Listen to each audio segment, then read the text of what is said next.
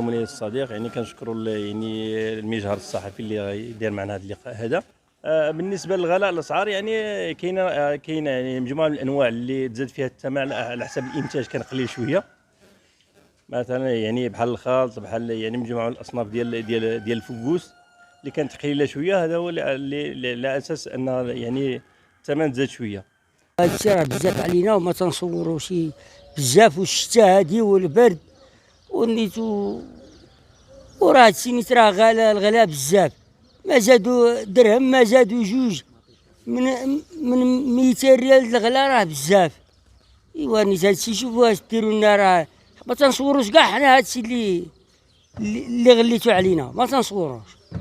راه تقهرنا حنا كتجار وتقهروا المواطنين، بحيث كنا مثلا المحل كيزورك مثلا واحد 100 ولا 120 مواطن مثلا في النهار، تفاجئنا في هذه الاونه الاخيره بان كيزورك مثلا واحد 15 حتى 16 وكيدور دوره في المحل وكيخرج بيديه خاوي. شي دابا تضرينا حنا فيه بزاف، يعني بحيث كنا كنتقداو السلعه بواحد الثمن وتفاجئنا بالثمن تدوبل وتتريبلا، ياك فهمت؟ ولا المواطن كان تياخذ مثلا واحد مثلا نقولوا مثلا هذا الصابون كان تياخذوا ب 6 دراهم، ولا جا دابا تياخذوا مثلا ب 9 دراهم 10 دراهم. يعني المواطن دا علينا واحد النظره خايبه، تيقول دابا واش حنا مننا الديفو ولا من الحكومه اللي منها الديفو. السلام عليكم. حنا جيت اليوم باش نهضر على هذا الغلاء ديال هذه الاسعار اللي راه متواجده اليوم في هذا السوق. كما كتشوفوا معنا المطيشه راه سيدي راه غاليه، واصله بشي 13 درهم. المهم كي كتشوفوا دابا الثمن راه غالي بزاف. بالنسبه للخضره راه تنعانيو بزاف، بالنسبه للناس الدرويش راه ما قادرش يعيش في هذه الظروف هذه الصعبه، لان كتشوفوا كلشي غالي، لان من ناحيه اللي مسكين الواحد ما خدامش ما عندوش. بالنسبه لواحد مسكين كياخذ 70 درهم في النهار ما كافياش باش انا غادي يتقدى. من زمان كنا كنجيبوا ديك الساعه الخضره رخيصه، دابا حاليا تيمشي بنادم دابا للسوق كي كتشوفوا دابا كلشي غالي. بالنسبه لواحد الدرويش راه ما غاديش يعيش في هذا، بالنسبه لهاد الظروف هذه راه غاليه بزاف. وكنتمناو الله من المسؤولين انهم يشوفوا شي حل، وباش هادشي ما يبقاش هكا وترخص الدنيا وتولي في متناول الجميع ان شاء الله. خويا بالنسبه لغلاء الاسعار هنا في هذه البلاد اخويا راه قتلونا الصراحه، ما بقيناش قادين نسيروا يعني هذا الواقع هذا اللي ماشيين فيه هذه الاسعار هذه اخويا. الصراحه دابا تدخل للسوق، واحد الوقت كنا تندخلوا للسوق يعني ب 50 درهم تجيب السله عامره بالخضره، لحد الان تدخل 50 درهم تجي فيها 2 كيلو ديال البطاطا. 2 كيلو ديال البطاطا شنو غادي ندير بها الصراحه؟ يعني راه ما بقيناش.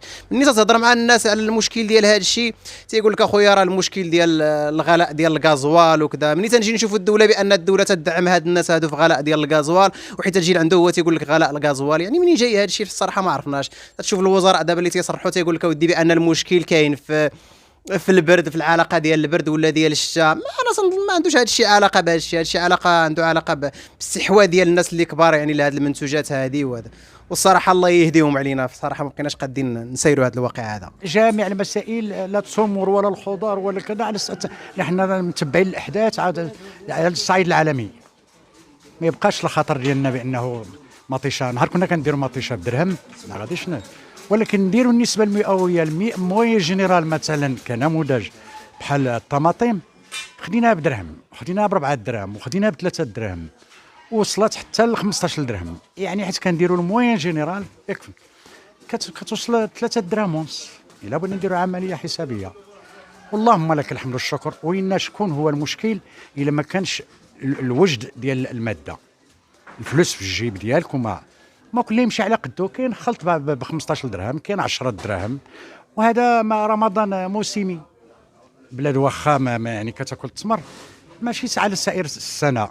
شكون اللي كياكلوا التمر وهو مناطق ديال مثلا الريساني ارفود وكذا، هما اللي كيستهلكوا التمر، لان كما كتشوفوا حتى تمر على الطريق العابره حول الريساني وهذا يعني كتشوف الدخان وكتشوف كذا، ان الفطور ديالهم التمر والحريره. اما هو اللي هو من الغرب ولا كذا تياكل 2 حبات في المغرب. انا بنفسي كناكل كيلو في المغرب بدون مبالغه.